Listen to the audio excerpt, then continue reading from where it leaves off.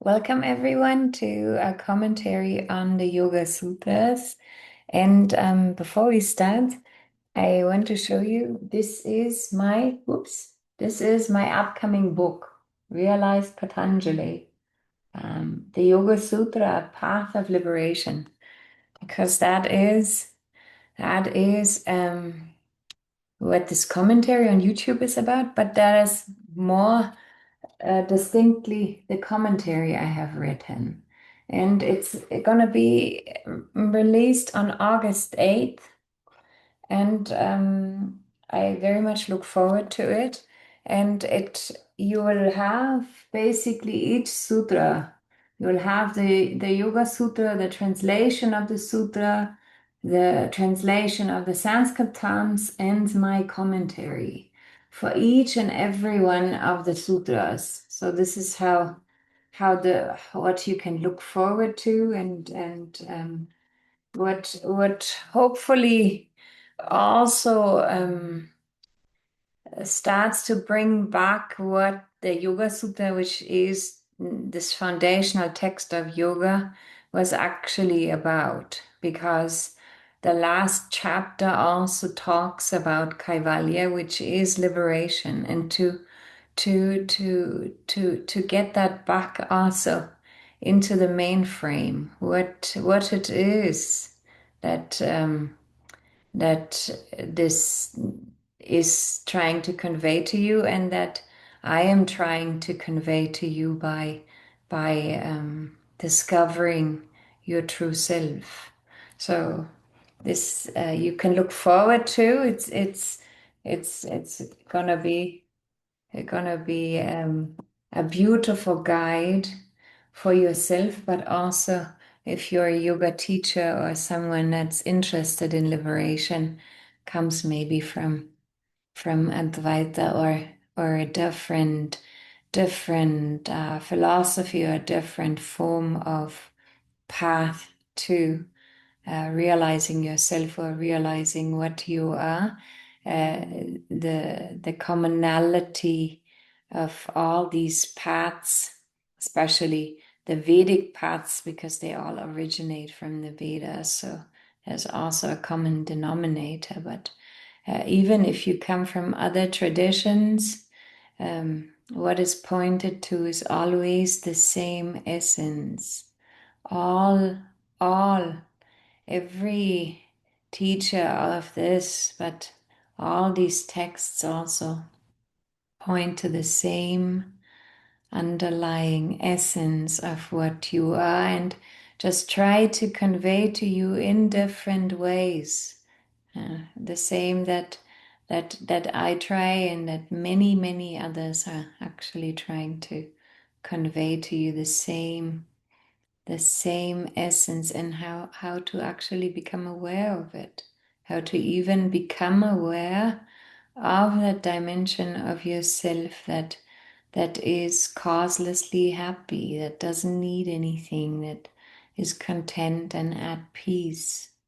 And what that actually also implies for this world, if this was found. And not everyone comes from a place of continuous separation, a place of continuous struggle, continuous suffering, a freedom from all of this.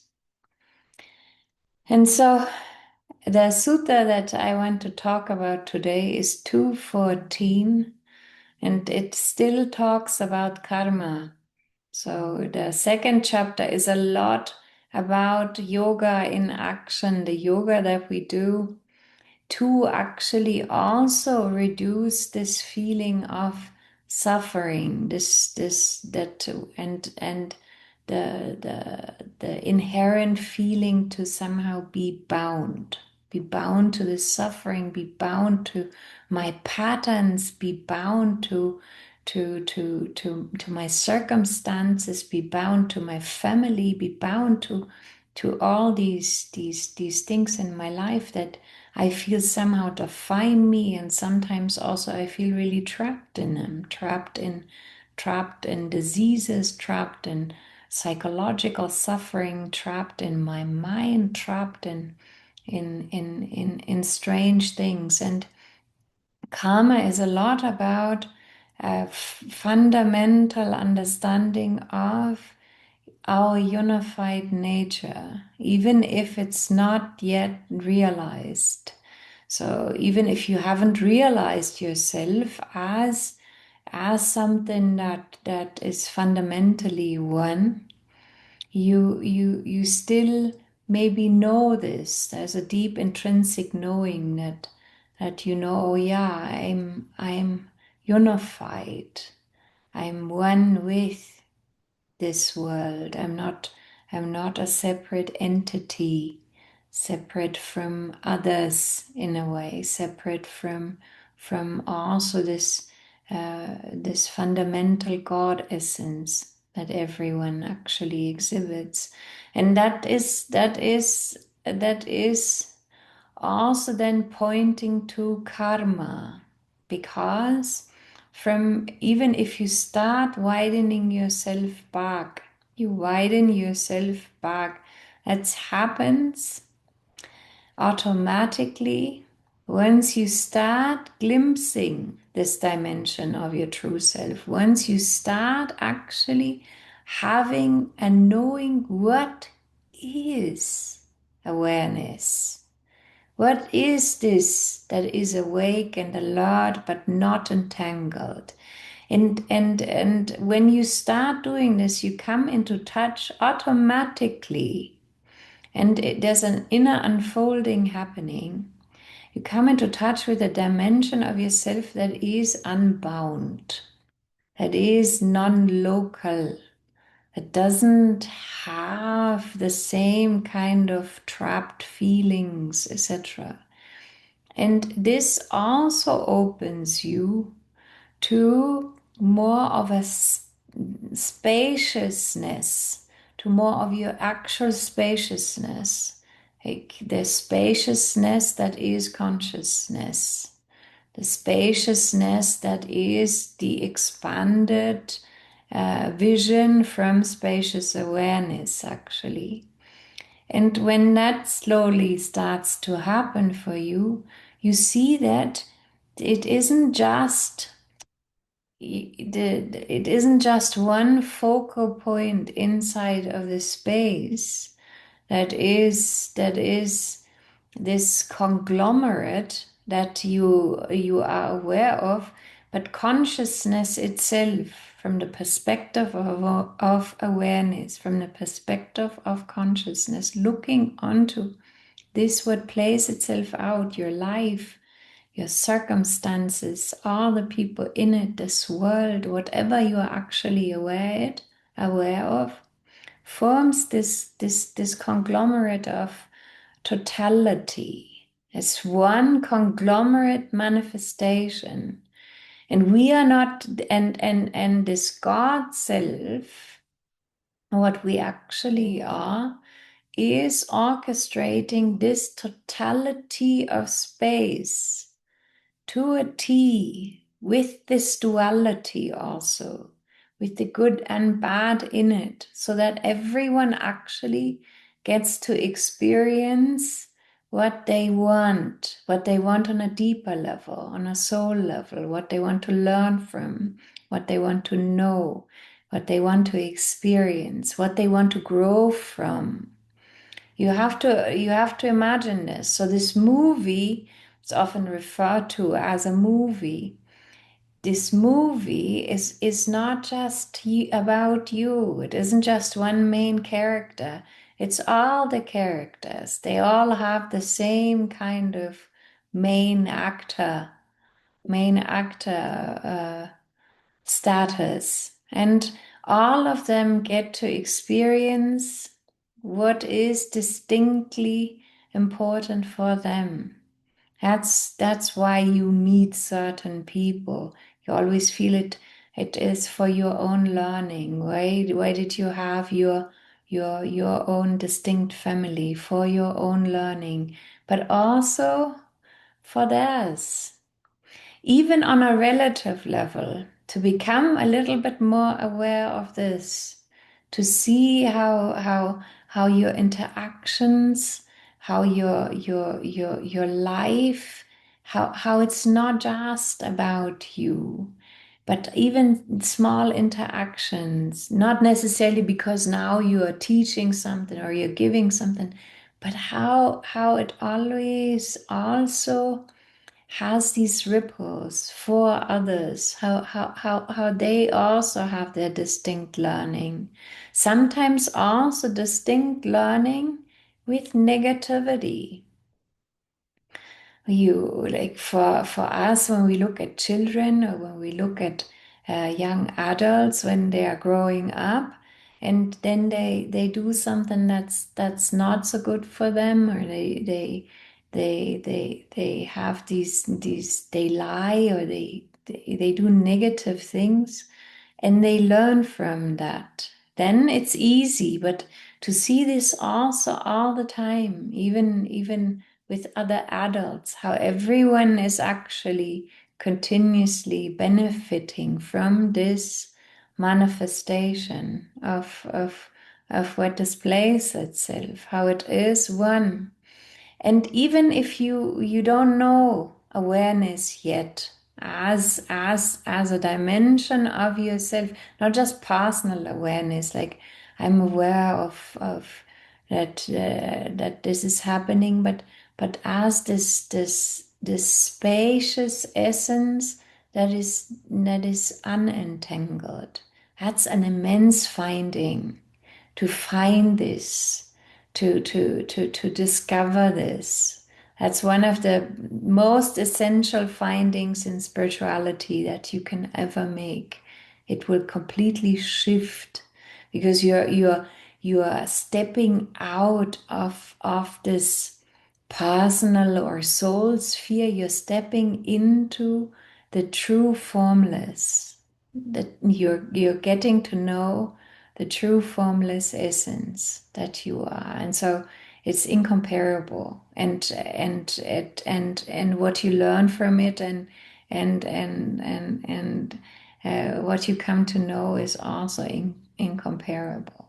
So in this sutta, he talks about your intentionality, actually, which is also such a nice thing to reflect about. What kind of intentionality do we have? As long as intentionality comes from you, as long as it's not yet the form where it just is, and it just comes from a different from your vaster essence. Actually, it is then continuously just emerging from that. But for all intents purposes, if what is your intentionality for everything? What is the deeper intentionality? And this sutta says that your fruits, the fruits of your actions, whatever comes out as a karma, depends actually on this deeper intentionality. Whether this intentionality for your acts, especially, was good, was positive, was noble, or was negative, selfish, or manipulative, or something really, really bad. And depending on that, you will have the fruits of your actions. And the fruits of your actions, he already stated in the sutta before, are your birth or your births, your incarnations, the quality of your life, how good your life is, and also your lifespan and everything that comes with it. That's the karmic outcome of this intentionality. And so a good thing is always to ask yourself, why am I doing this? Like, what's my intentionality for it? Also in spirituality, do I actually want to know myself? Do I want to know my true self? Do I want to know stillness, but also for all these acts of service. Why am I doing this? What's my intentionality behind it? What is my orientation also for something? Is if it's all it's if it's is it for example, is it for awakening? Do I actually want to awaken this world? Meaning help people get out of suffering, help people find that dimension of self that is uncontrived, that isn't suffering, that knows itself. How will this affect your actions towards others, towards the world, towards people, but also your distinct service and also your distinct commitment, your own commitment to finding this. I can only always, I can only always share from what I have found. It will always be actually transmitting on so many different levels what has been actually found. And so how can is then there a commitment to actually go deeper, a commitment to find this, to take the time. We take so much time for so many endeavors in our lives, so many things that grasp our attention so easily. And maybe it is time to also do a course or go to a retreat or go to a place where the discovery of self is what the main orientation and the focus of that moment is, or those days are, where there's just more attention and awareness automatically on it. Or am I still just sitting back? And so it's so good for you to ask the intentionality, because this life is so quickly over. Many people, and then suddenly you're about to die. And this is just also a truth. So what's your orientation for your time being, and to ask yourself that with what you're offering to this world, with how you're showing up, with what it is you you offer. And the interesting part is also because you are almighty powerful, because you are awareness, your consciousness. And this consciousness of what you are, this unlimited essence, starts to decide to become aware of something distinctly through you.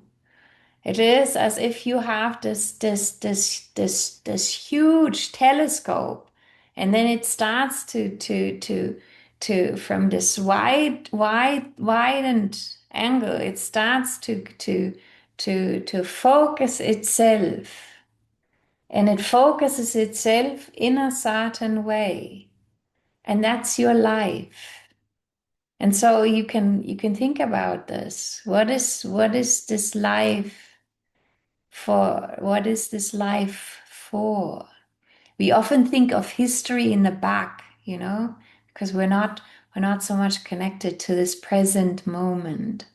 Or we think of people that have made some history, or that existed prior to us, and what they actually did. We look at past sages and what they actually did, and we see this life, and we're just like, wow, this was such a beautiful offering. But you are making history right now. This also has to become clear to you. Every moment right now, what are you focused on? What is your intentionality?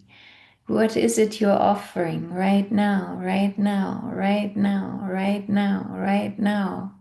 And then you look back and then you see, wow, this has been such a beautiful journey for me, or it has actually really been what deeply affects my heart, what deeply touches my heart, what my soul actually wants to support others with, or wants to be in service of. So intentionality.